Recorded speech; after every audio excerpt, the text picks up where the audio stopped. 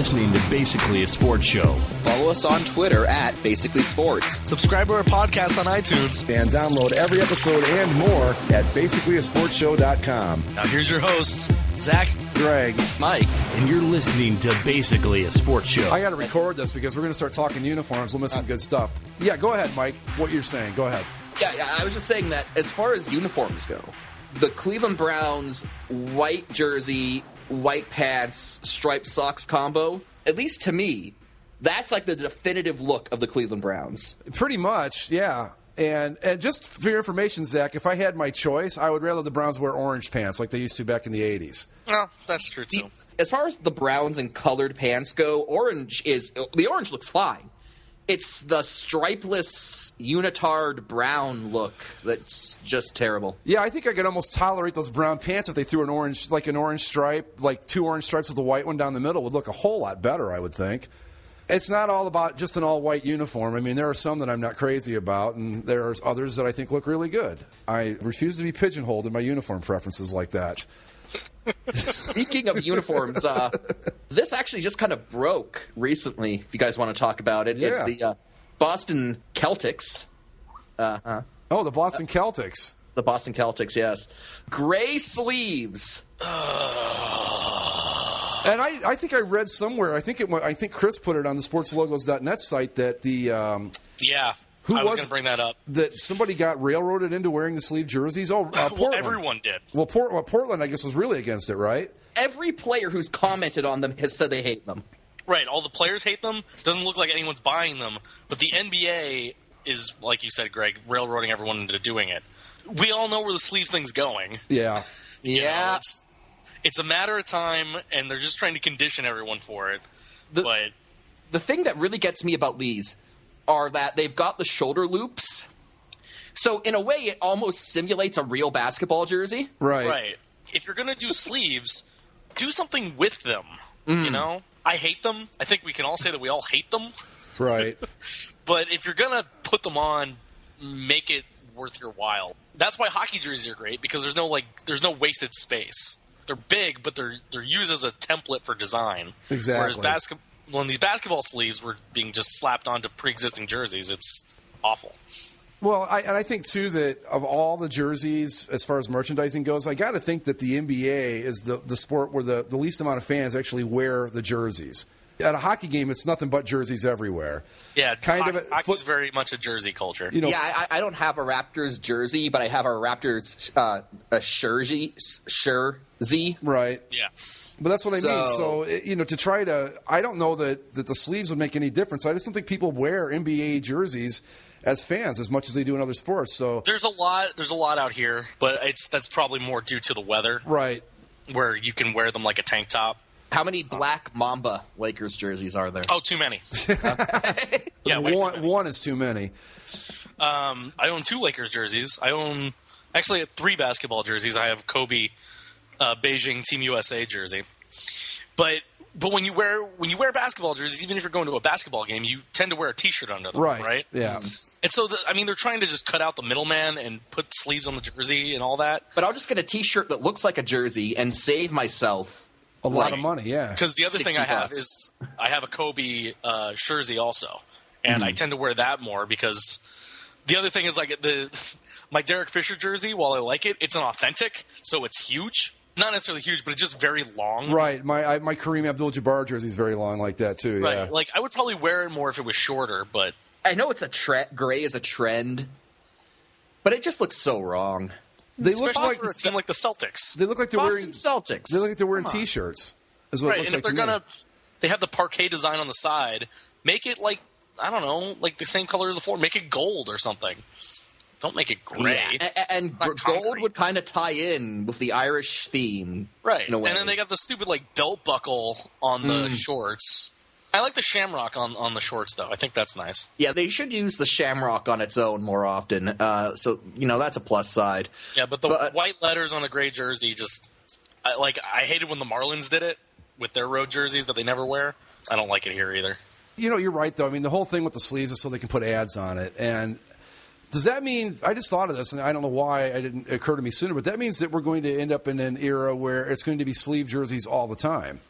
Yeah. Oh God. Oh yeah. I'm hoping that the pushback from the players eventually cans it. Like, I think they're able to get away with it now because they are alternates, but I think once the NBA starts telling teams that their primary sets have to be sleeved, I think that's when you'll start to see like real player pushback where they go, okay, we're not wearing this. Well, not only that, but just from an aesthetic point of view, they're just god awful. I would rather see a Pepsi logo on like a very noticeable Pepsi logo somewhere on a normal jersey than to see sleeve jerseys take over. I'd have a less of a problem with that than I would with what they're trying to do with these sleeves. The thing, too, is that the players have vehemently said that they hate them. So you would think that... And fans aren't crazy about them either. Well, right, but you would think that whether the fans are going to buy them or not, but the actual product, if they are like, yeah, we don't like these... Like, and what's stopping them from like ripping them off or something? I don't know. Or rolling them up, getting those little. I mean, they do it in the. I mean, the WNBA is not exactly the best example to use for anything ever, but they have ads on their jerseys. Yeah, in the WNBA, and they don't. And even then, those are smaller. They have like the women's cut of the shoulder straps. Well, not to mention, I'm sure that all the European leagues have sponsorships all over their jerseys. Oh yeah. I'm perusing Chris's site here, and I just noticed that the NHL releases top-selling jerseys for October of 2014. There's a surprise in there that I'm really excited about. A real surprise, yeah. The fact that there are no Columbus Blue Jackets in the top 10. I can't believe that. Well, there's no Columbus Blue Jackets in the top 25 either. That's even worse. It's just it's a travesty. There's something wrong. It's a cheat. You know that they're just doing it. It's all. They got to release a new jersey because everyone already has their Matt Calvert jerseys. Are you surprised? I'm going to guess by number 6. That would be him. Yeah. Top 25 jerseys. Well, since Greg has it, Mike, have you seen it? I have, yes. There's no point in having a guessing game. Nah. I will say I was surprised that Patrick Kane was in at number 1. Yeah, a little bit. The thing that's always surprising about those, it's like if you don't already own a Patrick Kane jersey or a Sidney Crosby jersey or a Jonathan Taves jersey or an Alex Ovechkin jersey, why are you going out and buying another one? Mm-hmm. Like, how do you not have one at this point? If you're a Blackhawks fan, you're probably going to have a Kane or a Taves, right? And unless you're going and buying out a second one, or you threw yours in the garbage or something, I don't know. Like, you would think there'd be more Edmonton Oilers up there because everyone keeps tossing away their jersey and have to buy a new one. But your top 3, of course, Patrick Kane, Sidney Crosby, Johnny Taves. Number 4, Henrik Lundqvist. Again, understandable. Number 5, Alex Ovechkin, understandable. But number 6, and I think the first time I've ever seen anyone from this team in the top 25 of these rankings, and I am extremely proud because they're ahead of 1, 2, 3, 4 Los Angeles Kings in the top 25. Number 6, the captain, the bald one, number 15, Ryan Getzlaf. I got to say, I'm surprised by that, too, not because he's a bad player or because he doesn't deserve to be there, but I just didn't think the Ducks had enough national appeal to pull off being in the top 10 of jersey sales. But they also did unveil a new set, though.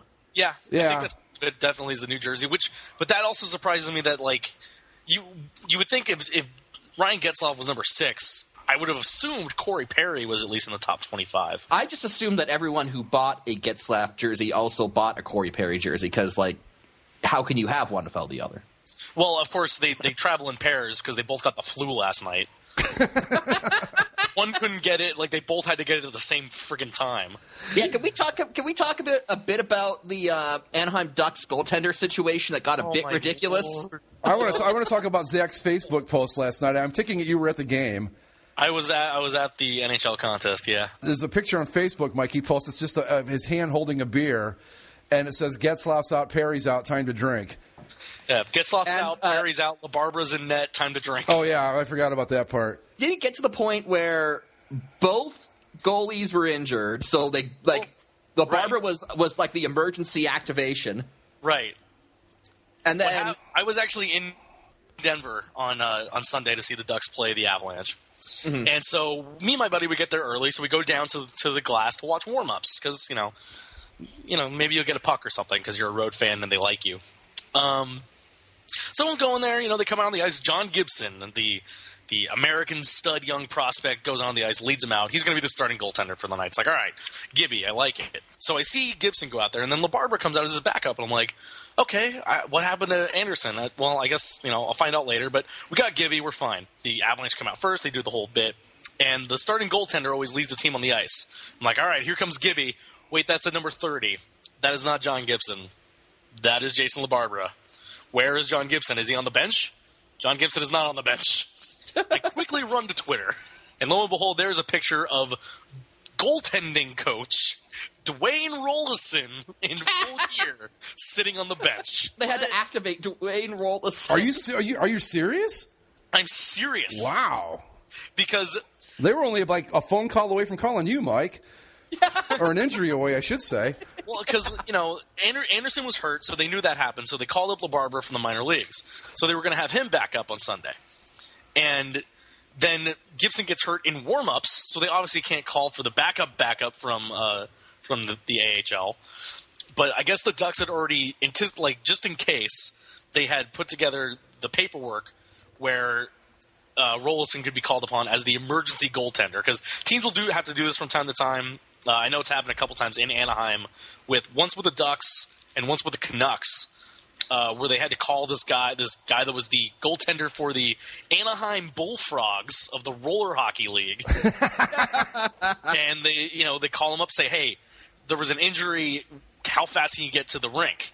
And so he shows up and he gets like a $400 check to sit on the bench and keep his jersey. That'd be like the best gig ever. They filled out the proper paperwork, and I guess, I don't know if the Avs didn't have one, but they called Dwayne Rollison down from the press box and said, hey, strap up. You got to sit on the bench tonight.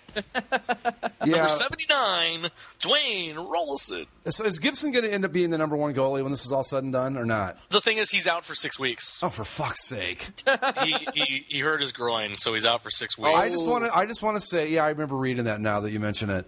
Yeah. I just want to say that before we started the season in the CHL, I went back and forth. Do I want Gibson? Do I want Darcy Kemper as my third goalie? I went back and forth, and I'm ready to go with Darcy Kemper, right? And so I asked my girlfriend, of all people, and she goes, I don't know, because I said, Zach's really high on this kid, blah, blah, blah. And she goes, well, if Zach thinks he's a good goalie, you should probably stick with him. I'm like, yeah, okay. And like 3 days later, I go, nah, I'm going to go with Kemper. And guess what? Guess who's got fucking Kemper now? Yeah. Me.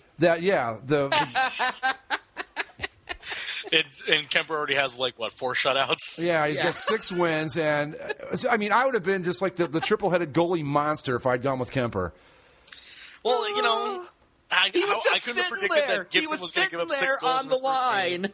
You picked him up literally the day you picked him up. I was going to get him that morning, and you had grabbed him. That's how close it was. Then Gibson gets up 6 in his first game, and he goes down to the minors. Right. He comes back, has a shutout. Well, and it looks like he's going to play well. And then he tears his groin. He's out for 6 weeks. It's not like I'm really hurting that bad. I've got Ben Bishop and Tuukka Rask, too, so it's not like I'm hurting for goaltending, but having Kemper would have been incredible. Would have been the smartest move I'd ever made in any fantasy sports league I've ever been in had I done it, but no. Yeah, the rest of the list real quick. Number 7's Claude Giroux. Yeah, I don't get that. Evgeny Malkin. Flyers, they buy jerseys. But again, if you're a Flyers fan and you already own a Giroux jersey, are you buying more? This always boggles my mind. Evgeny Malkin, Patrice Bergeron. And number 10, rounding out the top 10, is Anze Kopitar. Are there any surprises? John Tavares at number 11. I was going to say that, yeah. Tyler Seguin at 16. Yeah, that was the next one I was going to bring up. 17. That doesn't surprise me so much because, it's the Blackhawks and all. Martin St. Louis? Yeah, I can see that. Kane at 1 still surprises me. St. Louis doesn't because new team.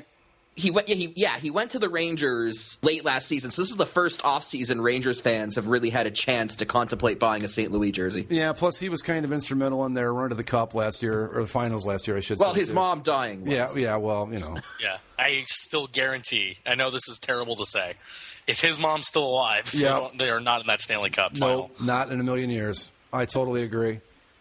But speaking of hockey jerseys, the Chicago Blackhawks, to much fervor, released a new and innovative Winter Classic jersey today. You know what? I like it. It's fine. It's just, not different. It's not terrible. Yeah, you would have to. I mean, yeah, the logo's on the sleeve. Okay. I like the sleeve logo though. That's something that is something I want to see more of. Honestly, what they should have done is been much more accurate. Instead of using the current Blackhawk head, if they had used the actual one from the 50s. Oh, the old poorly drawn one. Right. Yeah. And then had they put the black cuffs on the sleeves, but other than that, I mean, it's... apparently the black cuffs thing isn't as historically accurate as that NHL uniform graphic. Well, there's a lot of pictures, and it's debatable because you can't tell with the gloves, and maybe it is and maybe it isn't. Mm-hmm. It was probably one of those things where manufacturing was a lot more haphazard back then, and they just got some sweaters that didn't have the black cuffs and some that did, and it was the 50s actually. So who gave a crap? If you weren't a uniform geek like us, if you were just the average person walking down the street, I don't know if they would notice a lot of differences between this and their regular jersey. Yeah. When they wear this game on New Year's Day, a bunch of the Blackhawks fans in Chicago are just gonna be like, "Oh, they're wearing their regular jerseys. Why couldn't they make a cool jersey like Washington's or something like that?" You know. Fucking Blackhawks, so cheap they can't make a new fucking jersey. It's not bad, but yeah, it's not terribly. It's not off the charts cool or anything either. You know? It's not off the charts cool, but again, with the Blackhawks, when you talk about what their throwback options are, right? I think this makes as much sense as anything else, honestly. And I wanted them to do the one with all the crazy stripes because that's really the only different look they have. I want them to do the just the standard black and white ones, like their original set, right? Yeah, but as far as like their options go, this isn't too bad. And again, I actually like the Tomahawk C logo on the sleeves. I think it's a cool look. I think that's cool too. Yeah, I like that. So it's like it's not reinventing the wheel or anything, but I think it looks neat, and I dig the tie down collar and the plain black numbers and letters, that don't have the red outline. A lot of people probably won't even notice, but for a uniform geek such as myself, I look at these and I go, yeah, you know what? That's neat. One more bit of uniform news. Okay. It's just a rumor, I think, at this point. I don't know if it's been confirmed as official, but the Minnesota Twins. Yes. The sportslogos.net can 100% confirm that the Twins are dropping the pinstripes. Good. And adding gold trim. Okay, not so good. Gold trim. Mm-hmm. To what? To establish the championship legacy of the Minnesota Twins? All two of them? Yeah. I thought they only had one. No, they won in 87 and 91. Oh, okay. Yeah. I keep forgetting that the 87 one happened. Dynasty. I think that they beat the Cardinals. They beat the Cardinals the first time and the Braves the second time. Yeah. I've never liked those poor Braves. But, they refer to this as a classic look. It really isn't. I mean, it came around in the mid-'80s, I think. Well, the thing is that everything about the Twins look is a mess right now. Yeah. I kind of think so because like hat. The hat's awesome, but it's from an older uniform. It's not the original hat was that M with the little doohickey underneath it. Yeah, that was dumb. Yeah, I do love the TC hat. That's great. A lot of people seem down on the TC. They don't know what they're talking about. The TC is awesome. The TC is awesome. One of the best hat logos in baseball, if you ask me. Indeed. But they need to fix these uniforms. I've never liked the pinstripes. But I don't know what else they could do. The pinstriped home ones, what are designated the home uniforms, they still remind me of the Metrodome. Yeah, exactly. Yeah. But I don't know what the solution is because I'm not a big fan of the throwback script either. Like, okay, Nope.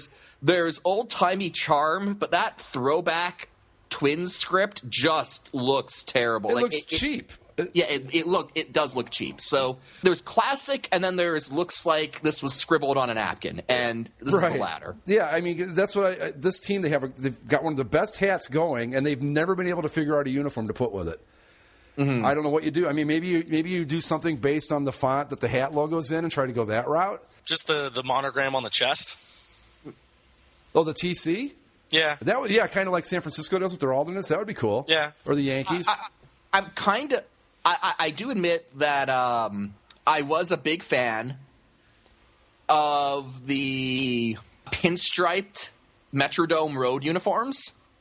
Oh, I thought those things were way too busy. The gray ones? I like them. I always thought they were too dark. Yeah, they were dark I and just too much going on. They're not terrible. I was never just a big fan of them. I mean, but I was going to say that even though I like them, again, it's kind of the same problem I have with the current Twins home uniform of the pinstripes, is that they just remind me of the Metrodome. I'm not one who necessarily believes that a team must switch uniforms when going into a new arena or a new stadium, but the Twins, I don't know.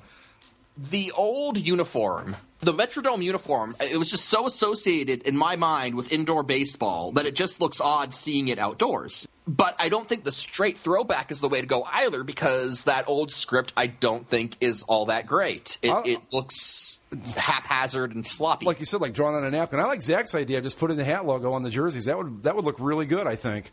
I mean, it would, and it's the best solution because since the founding of the Twins, the TC logo has been the best part about their identity. So, like I said, they've had a great logo on their hat this whole time. They've never been able to put a uniform together to go with it. The script with the Twins, and then, hey, we underscored win. Sure. Okay, so what about this? New idea for Twins. Home uniform, white, get some blue and red striping along the neck, along the sleeves, TC logo on the chest. And the official primary logo will be the TC in a roundel. Hey. No. I'm sold. I'm sold. Nope. I am absolutely sold. Throw that bad boy in a patch on one of the sleeves. We're good to go. We'll make them. No, because they have one of the best. They have one of the best sleeve patches in all baseball, just sitting there waiting for them to take it. Oh, the two twin guys? Yeah. They do have that, but I kind of want at this point now. I kind of want to make the Twins the Midwest Angels, where they just repeat their hat monogram all over the jersey. Like they'll have it on the hat, the chest, the sleeve. The other sleeve will have it in a roundel, and that'll be it. How about this? Okay, we go with that for the home jerseys. All right, for the roads, we take and we just put Minnesota in the font of the hat logo, and there you go, done. I think that works. And you don't have to put Twins on there anywhere, really. I mean, the whole thing is the TC stands for Twin Cities, so you really don't need to spell Twins out. Right, exactly. So there you go. We've solved it. This could be a window into what they're going to do, because this rumor says that they're going to add gold trim. This is their logo from their 50th anniversary season. Okay. That used gold in it. And so, I don't know, I'm just thinking maybe this was sort of the test. Maybe they had this idea back in 2010, and this was sort of like the test run to see how it would look together. Actually, that gold, I don't mind that gold so much with their colors. I don't know if I'd go with a lot of it, but yeah. I mean, they're okay. Look at that beautiful roundel, Zach. Get rid of that. Yeah. Get rid of that state of Minnesota. Get rid of that state of Minnesota and 50 mark. Put the TC logo right in the middle. There you go. They already have a roundel, though. Not really. Yeah, they do. I think it's one of their alternate. Is that their primary logo, or is that like a secondary marker? Pretty sure it's primary. Okay. I really love the TC logo. It's so good, in fact, that I'm not one who will go out and just buy hats or jerseys of other teams, but I did go out and buy a Twins cap because I love that TC logo so much. And there you go. And they can change anything else, but they got to keep that. Yeah, if there's anything iconic about the Twins, that would be it, I think. My Cleveland Browns. Nothing's more iconic than the wishbone C that half of the teams in the Midwest use. But those other teams don't have a T to go with it. Exactly. See, that's the big difference. They don't. That's true. I just want to point out real quick, my Cleveland Browns are beating the Cincinnati Bengals 17-3 right now. Woo, woo. Cleveland Brown Revolution. That's right. They'll be, 6-3 after this? But they'll be in first place. Holy cow, really? I think so. Oh, shit, the world's going to end any day now. Enjoy this before they no longer look like... Imagine if they had just beaten the Jaguars, Greg. We've talked about it. Don't even get me started. Enjoy this, because next season they're going to be the Cleveland gray-silver... They're going to be the fucking Cleveland Buccaneers next year is what they're going to be. Oh, Lord, that's going to be awful.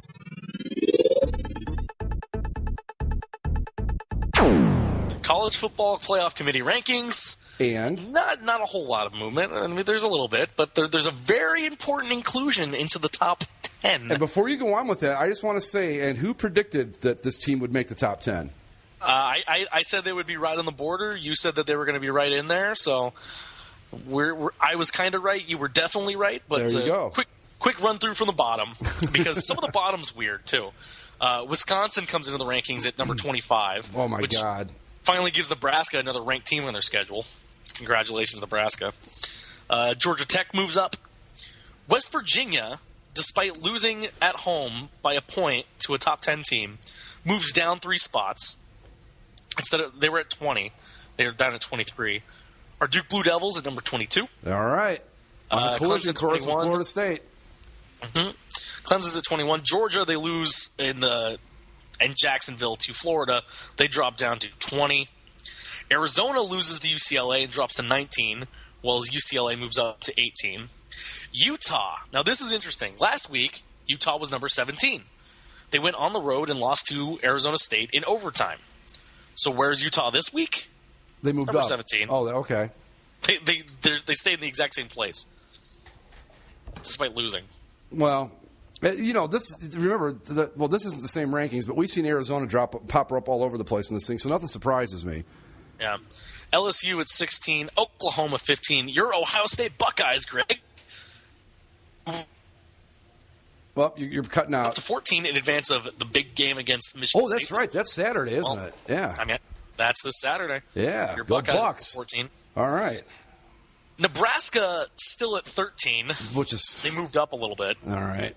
And they got just a gift by first being of where they are, second by Wisconsin coming up, because now if they get a win this week, that's a win against the ranked team that they can add to their resume. Oh, for Pete's sake. Which, will either make them jump number 12 Baylor for no reason whatsoever. Ole Miss drops down from number 4 to number 11, which we kind of said was probably where they would fall. Yeah. 11, 12, 13 range.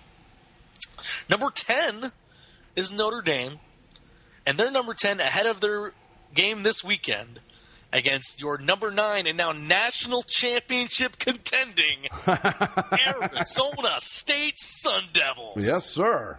Number 9 in the country. Look Probably out. going to be number 7 if they beat Notre Dame. Well, no, they can move up higher than that because there's a couple elimination right, games. because TCU plays Kansas State. Right, yeah. Yeah, maybe ASU getting ready. Shine up that trophy. The beer tap is ours. And how appropriate would that be? That would be. Arizona State wins a trophy that looks like a beer tap. Oh, we would tap every keg in Tempe with that thing. Number 8, Michigan State. Like I said, ahead of their clash against Ohio State. Yeah, they'll be out of there by this time Sunday night. Oh, you predicting a win? I'm predicting a win. I'm predicting a big win. I'm predicting the Ohio State Buckeyes will go in there and just what is it? They call it a take to the woodshed beating. Yeah, a good old down home Southern ass whipping. That's what's going to happen. Yeah. Oh, calling your shot. I'm calling my shot. And then after I'll wait till Saturday that at the show, and if they lose, I just won't put this part in. Number 6 and 7 are playing each other this week, and that's TCU and Kansas State. Who gets to be the purplest team in the Big 10 or Big 12? Number 5 is Alabama. They move up 1 spot. And moving into the playoff, if it were ending today rankings, number 4, Oregon. They would take on number 1, Mississippi State. And the other game would be number 2, Florida State, and number 3, Auburn. Mike's Auburn Tigers. Go Auburn! There you go. War Yeah, suck it, Ole Miss. Well, you know what? I forgot to mention this when we were doing the football show, and I don't know how. Auburn almost lost that game at the very last second, and I don't know why I didn't mention this. We said that it was a tight game. I forgot to mention how tight, because Ole Miss was taking the ball into the end zone to take the go-ahead score to lead and probably win. And then their guy gets tackled and fumbles and, tears his Achilles tendon. Oh, jeez. All in the same play, on the goal line. Like not getting the game-winning touchdown and then fumbling wasn't bad enough. The football guy decided to tear his Achilles tendon on top of it. I don't know if it was a torn Achilles. Maybe it was a torn ACL. He tore something. Oh. And so then Ole Miss loses and falls out of the national championship picture, all on that same play. Wow, that's tough. But so now you kind of see where they're kind of valuing things. Because ASU, they were 14. They beat number 17 at home in overtime, but they beat a ranked team, so they jump all the way up to 9. Yeah. Ole Miss lost, like I said, in the last second to Auburn, and so they're a 2-loss team, but they're still at number 11. Yeah, they're hanging tough. Right, they can probably still they're in contention for the rest of those bowls. Well, it seems like they're actually putting some weight on the quality of opponent, which is nice. Right, yeah. That And like I mentioned, West Virginia barely falling, and Utah staying exactly the same place despite losing. God, could this thing actually work? I know, it's strange, right? I mean, could it actually work? Could this thing actually get the job done without too many complaints? Of course, we know that once the Final Four come out, that the 5, 6, and probably even 7 teams are going to pitch an absolute bitch. But still, yeah. At this point in the proceedings with it, I can't say that I've really got too many complaints so far. No, my big complaint is I don't like this committee setup. I rather they just use the standard rankings that they used for the BCS system. Yeah? Maybe. But if they get it right, then... the BCS got it right more often than not, too. I think the BCS got it right a lot of the time. It's just that a lot of people didn't like how they got it right. They didn't like the fact that it was just based on numbers. It wasn't like... Because sometimes you could say, well, no, I know this team is better than them. Like, you can see it on the field. And so they're kind of putting that into play. So that's nice. Yeah, but... I'm happy with it so far. Like I said on the football show, I've up until about 3 years ago, I was never a fan of the idea of a college football playoff, but this has just made college football so much more exciting this year because, we've got, how many elimination games did we decide there were this weekend? Like 3? We got TCU, Kansas State. There's Notre Dame, ASU, Michigan State, Ohio State. Right. Yeah, I think there's 6 games between ranked teams this week. But, like before this, it was always like, well, if this happens and that happens, we could see. Well, now we know if this then that happens, this is what we're going to see. Right. It's no more. You allow more teams to be included. You have that many more possibilities, right? And that many more games that mean something, rather than just who's 1 and 2. Now you have who's 1, 2, 3, 4, or 5 and 6 going to get in there, and now that you see how. If you beat a ranked team, how that could jump you. Well, now maybe you say, 7, 8, 9, and even 10, they're all in the discussion. Because if Notre Dame beats Arizona State or Arizona beats Notre Dame, either one of those teams is going to move up in a significant fashion. Well, yeah, and we've still got more elimination games to come as the season goes on here. We've still got the Egg Bowl, which is going to knock out it. Well, no, I think Ole Miss has already got 2 losses, right? Ole Miss has 2 losses, yeah, so but they could beat Mississippi State still. They could knock Mississippi State out of it. You've got Auburn, Alabama. Right. You still have Oregon in either Arizona State or Arizona or UCLA in the Pac-12 title game. Yeah, all these games, there's still a heck of a lot of meaningful football. But yeah, that's your college football rankings. A-Rod, discuss. Well, as you know, my new thing. Since the World Series ended last week, he's officially back in baseball. But we're all better for it. It seems that during a meeting with the DEA, the Miami Herald's reporting, citing a written report of the investigation of Rodriguez's interview with the DEA, has officially admitted to using PEDs. Something he hasn't done ever. He's always told us that he never used them, blah, blah, blah. But it says Rodriguez injected the HGH into his stomach. Hello? I think Zach's cutting out the HGH would help him sleep. You cut out. You cut out. I'm back. Okay, keep going. Am I back? Yeah. I know. I'll play car crash sounds or Rodriguez something, and we'll get around it. Rodriguez said that Bosch told him the HGH would help him with sleep, weight, hair growth, eyesight, and muscle recovery. Bosch also advised him to only use midstream urine for MLB drug testing. Bosch told Rodriguez not to use the beginning or the end of the urine stream. Okay, I got a question. Like, as you're taking the piss,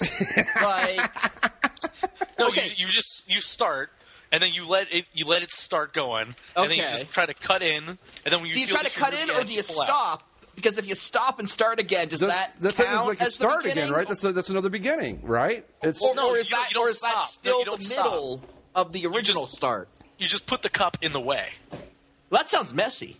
And only fucking A-Rod would sit there while he's taking a piss and try to okay, this. Oh my god, this guy is such a fucking douchebag. I can just see the tester waiting outside the bathroom, and then he just hears oh god damn it, just coming from inside. A-Rod tries to get it in there without causing Why too is much this all wet? splatter. I don't know. Rodriguez said that he paid for testosterone cream, testosterone gummies, and HGH injections. Gummies. Like candy? Like you chew? Like gummy bears.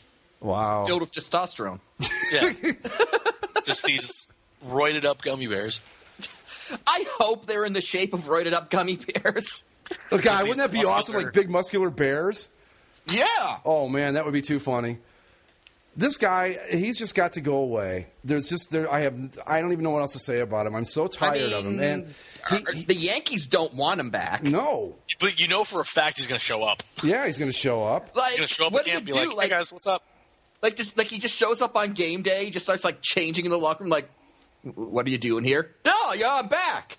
Yankees baseball. But that's the thing though. I don't think that he does this kind of thing. I don't think he's going to show up to be to make a point or to be a jerk about it or anything. I think he really is this completely clueless and this tone deaf. I think he just doesn't get it to that level. I really believe that. He's so disconnected from reality. It blows my mind. He's going to show up and wonder what the problem is when no one wants him there.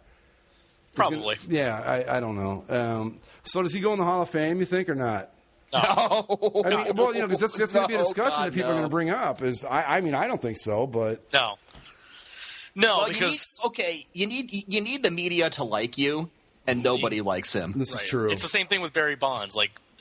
Even if he was proved or not proved or admitted it or apologized, all the media hated him. He was dicks to the people in the media. Yeah, he was. So and they're the people that vote for him. They're like, hell no. The only argument I would make for Bonds, if you were going to look at him for the Hall of Fame, is there's a clear line of demarcation there. There is a clear line. It's when he went from this skinny guy to this muscle-bound monster with a robot arm and a giant head. His head grew 3 sizes. Yeah, when he was with Pittsburgh, his hat size was 6 and 7/8. And in San Francisco, it was 8.5. People asked him, well, how do you explain over one offseason this massive weight gain? He's like, I hit the gym, I worked out. That doesn't make your head grow? Yeah, that doesn't make your head grow 3 hat sizes, dude. So. But yeah, A-Rod's just got to go. That's just, oh my God. He's just got to go. Good night. Adios, A-Rod. Please. And the sooner the better. You know what? I guarantee you someone's going to pick him up as a television personality. Oh, you think? No. If for nothing else, than the controversy or the ratings, or just to see what'll happen. I'm trying to think though. Let me think. Okay, just off the top of my head, are there any guys that were implicated in steroids that are now doing TV jobs anywhere? TV or radio? Either one. I'm not talking national. I'm just talking local networks, that kind of thing. Anything across the board. I don't know. Does Bill Romanowski count? Well, he's football. Everybody, right. Everybody knows everybody in football's on steroids. We don't care about that. This is baseball we're talking about. Football's better when they're all roided up and angry. Roger Clemens, no. Mike Piazza?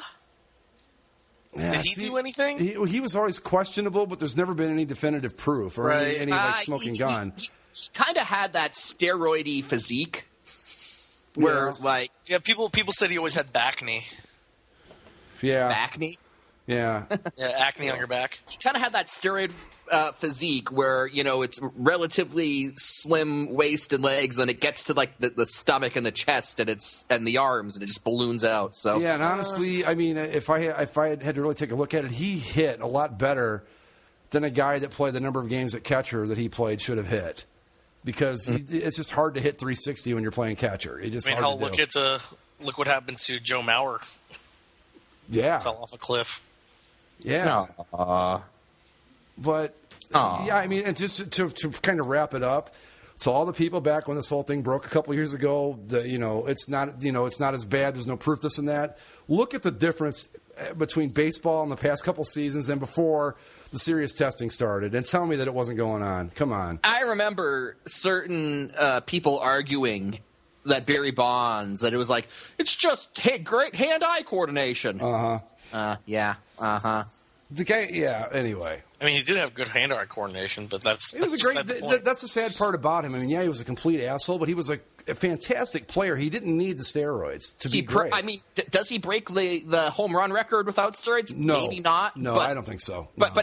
I'd still say he's a Hall of Fame caliber player, even without the drugs. I think if he had retired the day that he signed with San Francisco, if he just quit Pittsburgh and just walked away, he probably would have been a Hall of Fame player. But my understanding is when they wrote a book, I forget what it was called, but Game of Shadows, I think it was called. And basically it was that the reason Bonds started the steroids is because he was so pissed off at all the attention McGwire and Sosa were getting for that home run chase they had in whatever year it was, 98.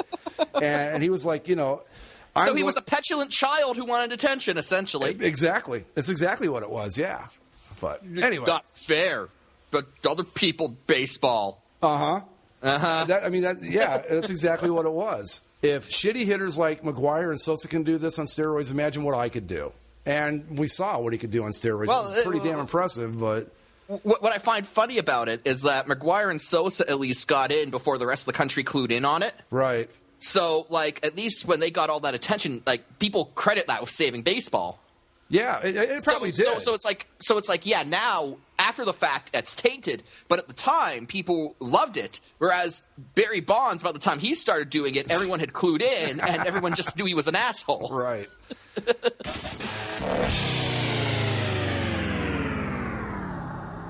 Ladies and gentlemen, Zach's Tabs. Zach's Tabs! That was excellent. Got that one off without a hitch that time. Good job, guys. Hey! By the way, I just want to say, when I just did that, I think I terrified my cat. Yeah? You terrified mine, and he's all the way in a different country. Oh, so many places to start tonight, guys. Do we want to talk some CNN election coverage? I'll kind of throw in the words when he cuts out. Want to talk? Yeah. This is CNN. What are the other options? Zach. Hello. There he is. What were the other options? For God fucking sakes. CNN election coverage. Yeah, let's start there. If you had to pick what is the most dominant tablet in use today, is it a Microsoft Surface or an iPad? It's an iPad. Yeah! Well, CNN, they signed a sponsorship deal with Microsoft Surface for their election coverage. The problem is most of the CNN people own iPads, so then you get a situation where, yeah, there's the Surfaces up on their kickstands, but they should be holding something else up. You stupid bastard. As in an iPad.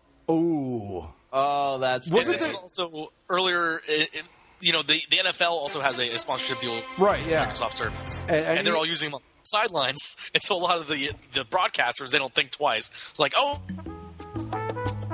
they're calling them iPads, is what he's trying to say. Yeah. He'll be back. It's like, nope. Yep, see? Yeah. Am I seriously cutting in and out right now? Yes. I don't understand. This makes no sense. It's that Long Beach internet, man.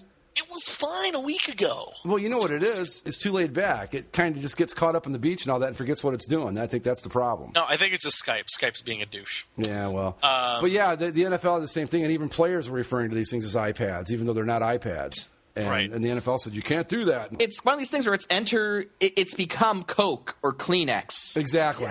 Regardless of what brand of tablet it is, it's an iPad. Like aspirin, yeah, same thing, yeah. Yeah. Tylenol, yeah. iPod. You don't call it... Have you ever heard anyone refer to it as an MP3 player? No. Not in a long time, yeah. Hey, since high school. Check out my Zune. No one says that. Are those things still around? Remember when that was going to be a thing? Yeah. Are they still around? Does anybody else even make an MP3 player anymore besides Apple? I'm sure there's some off-brand ones. There really aren't any competitors in the pure MP3 market, but in terms of smartphones, like a lot of the other smartphones can function as MP3 players. Because the whole one with the smartphones, as they got better and better, the need for an iPod kind of went away. Yeah, so now it's... They've actually stopped. Apple announced they're going to stop making iPods altogether because they can't find the parts anymore. Well, yeah, I mean, you really don't need it anymore. I remember my very first iPod was a Led Zeppelin special edition red and black. Sweet, nice. Yeah. And then this is kind of embarrassing, but I dropped it into a toilet. Wait, Led Zeppelin iPod? You sure it wasn't a U2 iPod? Yeah, sorry, U2. Yeah. U2 was the one who had the Right, sponsorship. U2, you're sorry, right. yes. Part of the sales go to the Red Foundation for AIDS, which is good, but come on, Bono. Lay off a little bit. Look, I like U2 well enough and all that, but they need to go fuck themselves because while they're out... U2's becoming Kiss. Don't insult Kiss like that. At least Kiss is open about their greed. They're shameless. They're shameless Kiss about it. condoms. They don't try to fool anyone. U2 is out there like, Bono's so... I don't know what the hell he thinks he is, but at the same time, they've shut down their offices in Ireland because it's killing them tax wise, and then they force an album on everybody that no one wanted. I mean, that would have been one thing if they were forcing the Joshua Tree or Octung Baby on us, but no, we get that piece of shit suck album of theirs that no one wanted in the first place. That was my first iPod right there. Yeah, I had that one. Yeah.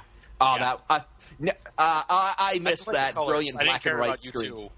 I just like the colors. Yeah, the colors were cool. My first one was that model, but not with the colors. And then I dropped it into a toilet, and then I was sad. Were you drunk? I was in high school, and I was listening to music on the toilet, and it was one of those things where, I stood up, and I tried to, grab my backpack with, the same hand. Oh. Not enough hands to do all the things that my brain was trying to do. So did it ruin it? Was it shot? No good? Oh, yeah, it was shot. Okay, that's too bad. Don't be embarrassed, Mike. I did the same thing. I put it on the back part, the upper tank, while I was taking a piss, and then I was listening to my music, and then of course just skips my mind as I go to pull away with the headphones in my ears. And it yanks on the iPod, and it just falls right in. But, and I hadn't flushed the toilet yet either, so I was like, well, that's done. It's like, well, I guess I got to flush first now. Well, the important question to be asked here was it beginning, stream, mid, or end when this all happened? Oh, this was end. Okay, yeah, wanted to make sure. Yeah. Over to jolly old England, guys. Aston Villa, they're a team in the Premier League. They play in Birmingham. But every month, Aston Villa has a goal of the month contest. The fans vote on what their favorite goal that was scored that month was by the team. Well, so they had, 3 choices? Well, funny story. Aston Villa had touchdown. to cancel the goal of the month contest for October. Okay. Why, you ask? Because they didn't score any goals in October. Zach, you're just making it easy for Greg at this point. That was some low-hanging fruit right there, man. The goalless streak lasted a total of 5 matches dating back to September 13th. They did score a goal in their first game of November. So good on you, Aston Villa. I just want to say the Cleveland Browns now lead this football game 23-3. How about that? They are putting the whipping on the Cincinnati Bengals. Yeah. Carry on. Goal of the month contest canceled because there's no goals. Yeah, I mean, I'm just going to let that one go by because it's just too easy. Yeah. Okay. All right. Let's come back to North America. Who knew when I made a joke about them having to choose between 3 that I was overselling it? Do you guys remember our old friend Sean Avery? Yes. Oh no. Former New York Ranger. Sean Avery. You call Mark Templeton fat again? One of the nicest guys in all of hockey. Just a great guy. Sean Avery, he was set for his debut off-Broadway. He was going to star in a play off-Broadway. Seriously? But he had a meltdown just a few days before the play was supposed to premiere. No. And so he's no longer going to be doing it. But why did he have a meltdown? Because he's Sean Avery. Nope. Okay. On Monday, Avery left rehearsals early after growing agitated. On Tuesday, Avery's behavior grew worse. According to the play's author, when the young assistant stage manager asked the athlete-turned-actor if he wanted a slice of pizza, he said no, but somehow thought the assistant had called him an asshole. Oh, good so for you. he said that I was talking shit and that I was so full of shit. That's when I realized that I was dealing with a madman. So basically, to sum it up, Sean Avery offered pizza, storms out angry. Frankly, I'm shocked that Sean Avery behaved in such a way. Hey, dude, you want a slice of pizza? Fuck you! Right. Flip the I'm not table, an asshole. please. Like, what? That's not what I said. Yeah, fuck you. Like, all right. I can't believe it. That's so unlike him. That would have been hilarious, though. Like, imagine, like, the theater's filling up, people are taking their seats, and then the director has to come up. So, show's canceled. Well, it was 2 days before it was scheduled to open, too. So now they're missing their leading man. Well, they have an understudy, though, right? I don't know if he's the leading man, but... There's only one Sean Avery. Yeah. If I were Martin Brodeur, and there's an angry Sean Avery on the loose, I'd make sure all my doors were locked. So, speaking of immature hockey players... 24-3 Cleveland Browns, ladies and gentlemen. Okay, go ahead. Speaking of immature hockey players, Mike, I'm sure you've heard about this. In the Ontario Hockey League... Oh, yeah. Marchment, a King 6th-round draft pick, and Greg Betzold were each suspended 15 games by the league on Wednesday. But why? Did they swing at somebody? Did they, board somebody? Did they elbow them? Oh, no. They just said nasty things on Tinder. Tinder? Do you know what Tinder is, Greg? I've heard of it, but I'm not aware of it. It's a dating app where basically... Oh, that's right. Yeah. You basically show your picture, and it says your name and age, and then a few, things about you, and you can either swipe right to say that you like the person, or swipe left to say that you don't. And if two people both say that they like each other, well, they're a match, and you can start messing each other. Well, apparently these two players, they said some pretty dumb things, but again, they're 15-year-olds, 16-year-olds, or whatever.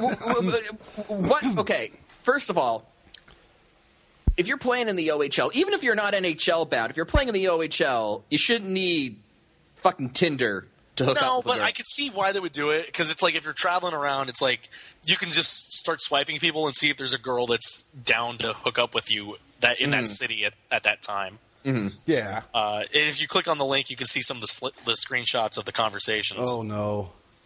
I mean, okay, yeah. If the blue is from the girl talking to him, and the left side is from the guys. A lot of the language here is... Okay, well, it's indefensible. But... Yeah.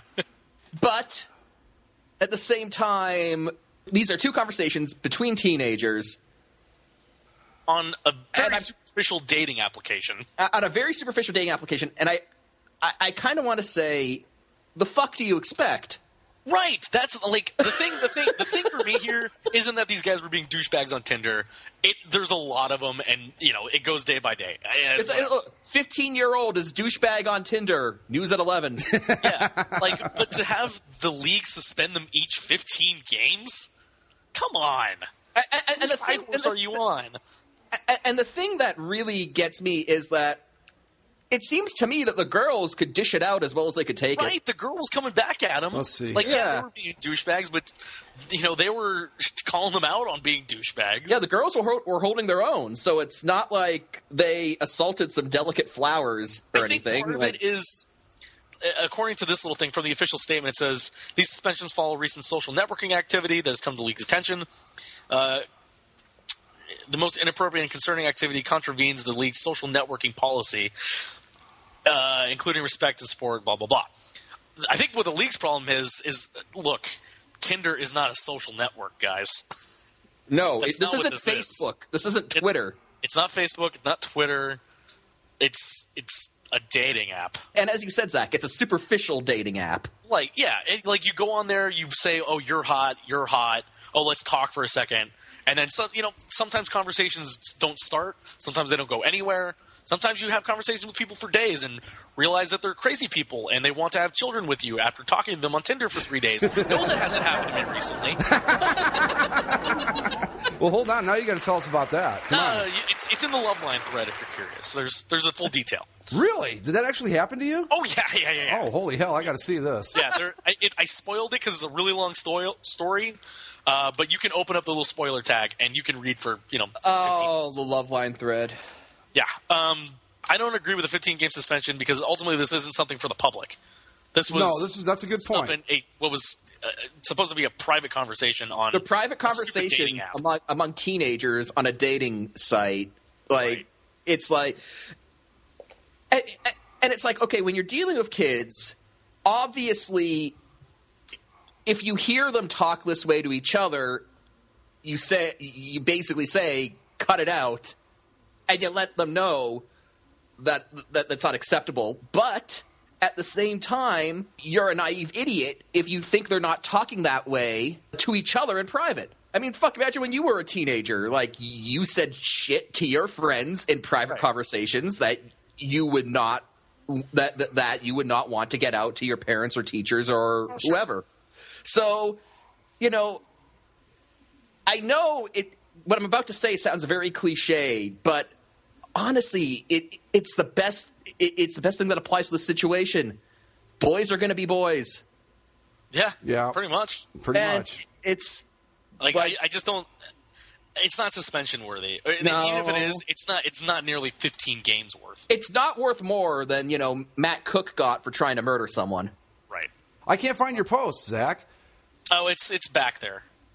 Oh, you said it was a couple days ago. I thought you meant like a couple days ago. No, it was a couple of weeks ago. But, I'm not going to dig through that. Never mind.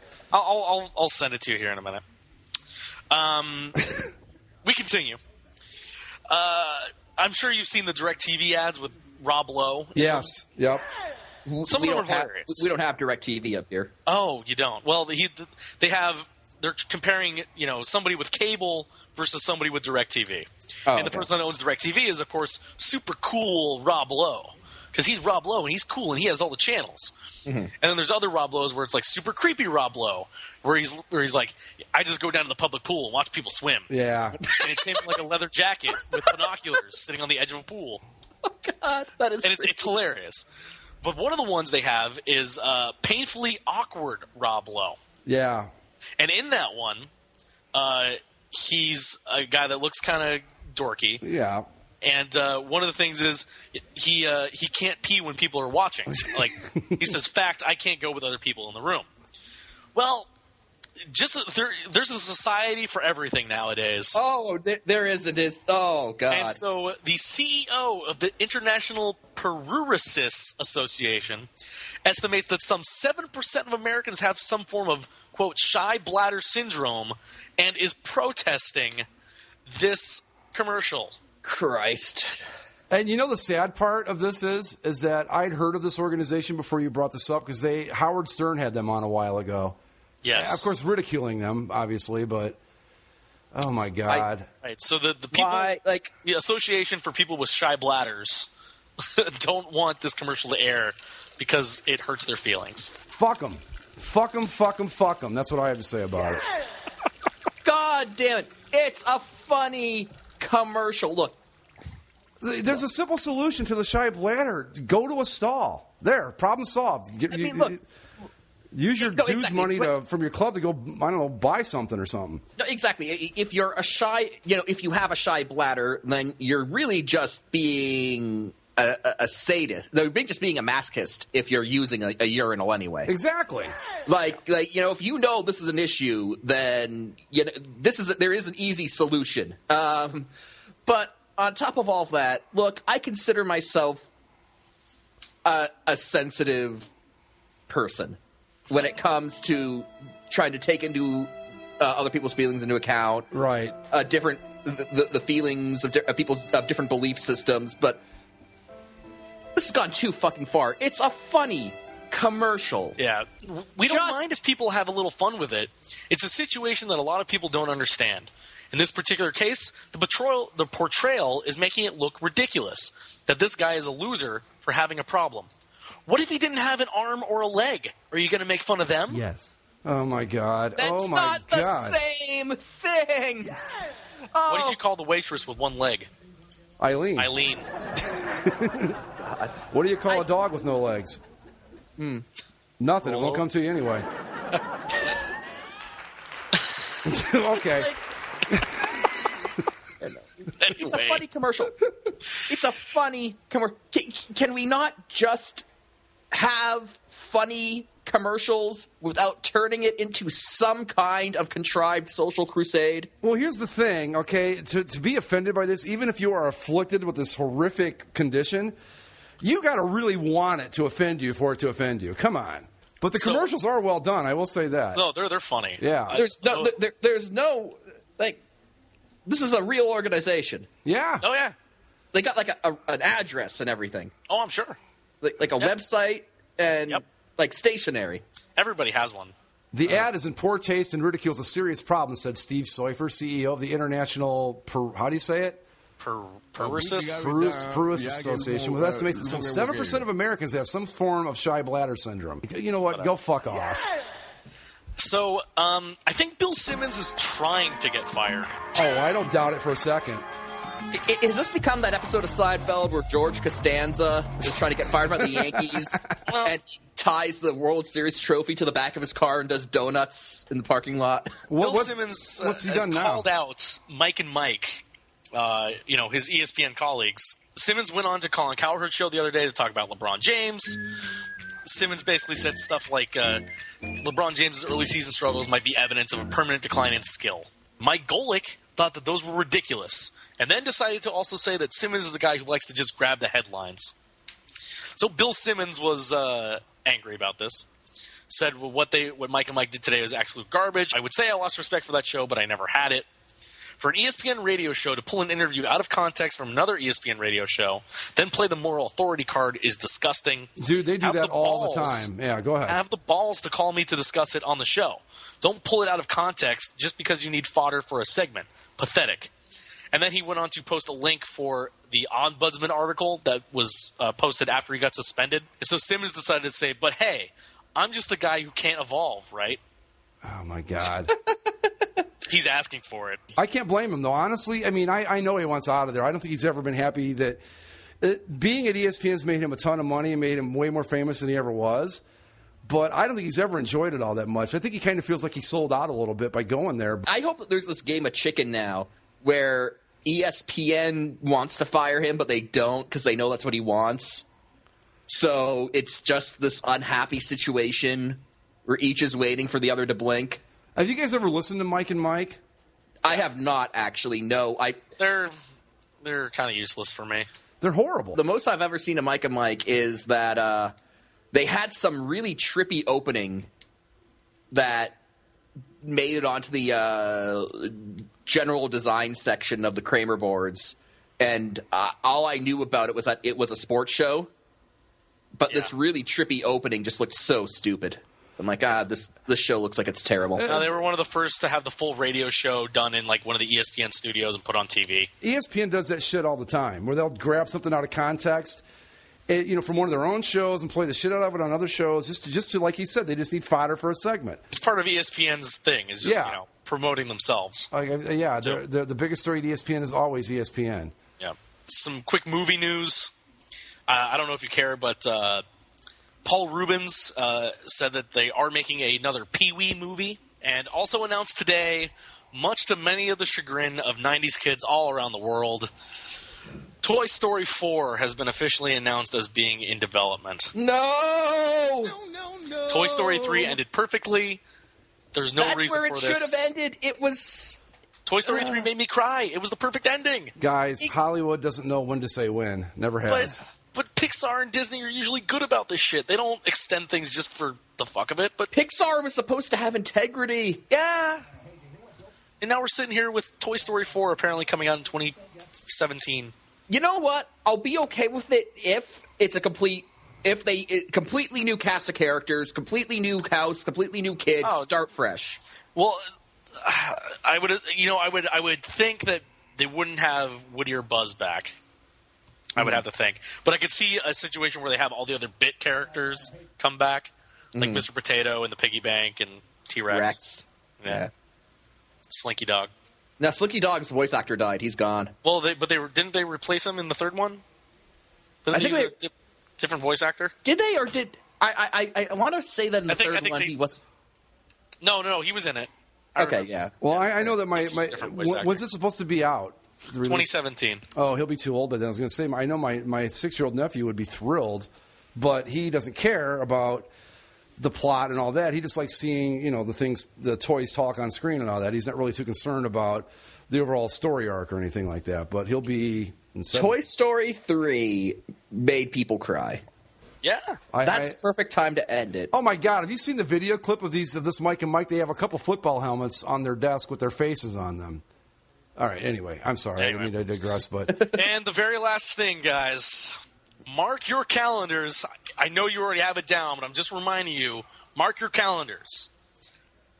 Today marks the 99-day countdown to the ICC Cricket World Cup. Fuck yes.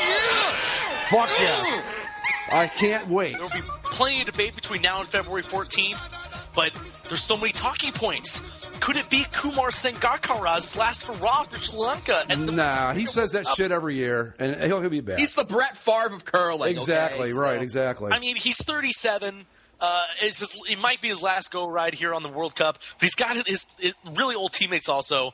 Tilak Kanarte Dilshan, he's 38. Mahela Jawadarni, he's 37. I mean, these guys are getting old. Remember, Sangakkara is the fourth all-time in runs scored in ODI cricket with 12,857. Yeah, and you know what? If he's going to be able to get to third place, it's a little ways away at 13,430, but you know. He lost a couple seasons to injury, and that really hurt him. But I think he, had it not been for that, cricketing once a cricketer. Always a cricketer. Sorry, but once a cricketer hits 35.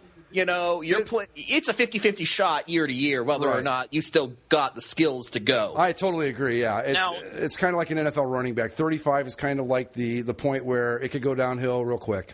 Now, guys, big controversy this year.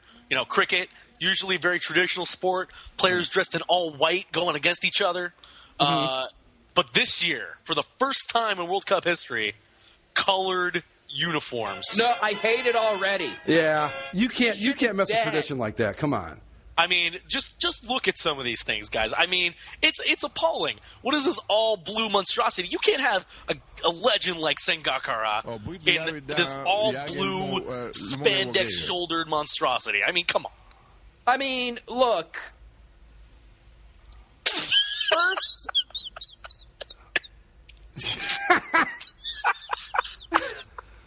Need stripes.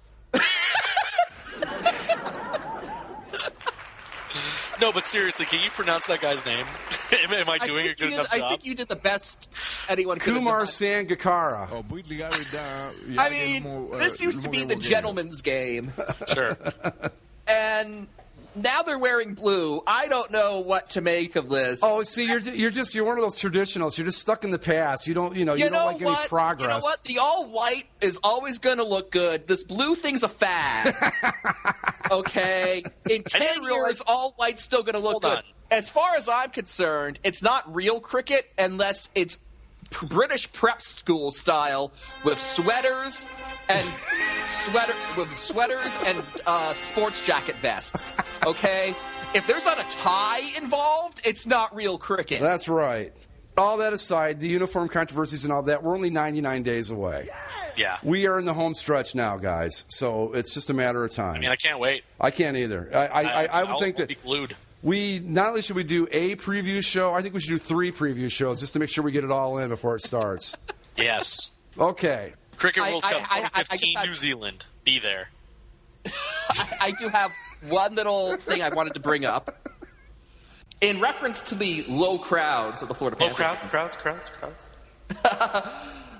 Sean Thornton was asked about it, and he responded, I think after 9 years in the minors, I don't really pay attention to the crowds that much anyways when I'm out there. I can block it out. Spoken like a man truly there just for the paycheck. Yeah, pretty much, yeah. Sean Thornton's on his last legs in the league, and that's why he signed with the Panthers in the first place. I mean, the Panthers... I'm sure they're like, damn, we're $5 million from this cap floor. Who's out there? Sean Thornton? Sign him up. $5 million? All right. But that's the thing. I've got to think at least half of the Florida Panthers roster is comprised of past their prime, quote-unquote, stars who are there primarily to play golf and then maybe play hockey, on the side. That's their day job, yeah. Yeah. You work at the hockey for the hockey team just to support your Florida lifestyle. Yeah. Don't you think, though, that in the minor leagues, the crowds are probably bigger? I guarantee you that games at the John Labatt Center in London, Ontario, for the London Knights, that place was always full and rocking. That probably outdrew some of the Florida Panthers crowds that we've had this year. Browns still up 24-3. 24-3. They are whipping some serious ass tonight. I can't believe it. This team played in a game that they needed to go in and win and play well, and guess what they did? They went into a game and played well. I'm glad I made a good decision this week. I decided to start Drew Brees instead of Brian Hoyer. Despite 24 points for the Browns, only 7 fantasy points for him. So. Hoyer's the guy you use when everybody else is on a bye week. I only used him last week because he was playing Tampa. Anyway, so, do all the stuff like follow us on Twitter and all that, and go to the website. Follow us. Follow basically a podcast network. But yeah, basically a podcast network. We got new episodes of Bags coming out here shortly. Mm-hmm. And let us know about basically a paranormal show. That was kind of a one-off, kind of fun thing we did. If you guys want to hear more of that, I'm gonna put it to him like this: I want to be on that show. So if you fuckers want to hear the rest of these shows, you better like the paranormal show. There. Anyway, speaking of other shows in our vast podcasting network, I like to drop in with a classic rockcast every once in a while, and my next one's going to be with Mitch LaFon, who is a rock journalist who has just recently interviewed the likes of John Bon Jovi and Ace Frehley and a bunch of other big names. So that actually is going to might be an interesting show to listen to. I like Bon Jovi. So a lot of years as a rock journalist, Mitch has, and he's going to be able to tell some cool stories. So that should be fun. How about that? Yeah. Oh, breaking news. Uh-oh. From Deadspin. Brett Favre was the third choice for There's Something About Mary. Behind who? Drew Bledsoe, but then he hit a woman. Jesus, of course he did. And then second choice was Steve Young. I was a bit terrified that you were going to say has decided to come out of retirement. I was ready for that too. Like he was going to play for an Arena League team or something along those lines. Brett Favre, the LA starting Kiss, this weekend. Come on. Number 4 for your LA Kiss, quarterback Brett Favre. Oh, if Favre was starting for the Kiss, I'd buy season tickets tomorrow. Okay, so we're going to call it a night. Basically, sportshow.com. You can find out everything you need to know. And we got the Geek Show coming, more football coming this week. Wow. Basically a sports show, the classic rockcast, you name it. Basically a paranormal show. If it's a subject that's worthy of a podcast, you can bet we're doing it. All right, that's going to do it for us. We'll see you all next time right here on Basically a Sports Show. See ya. Adios.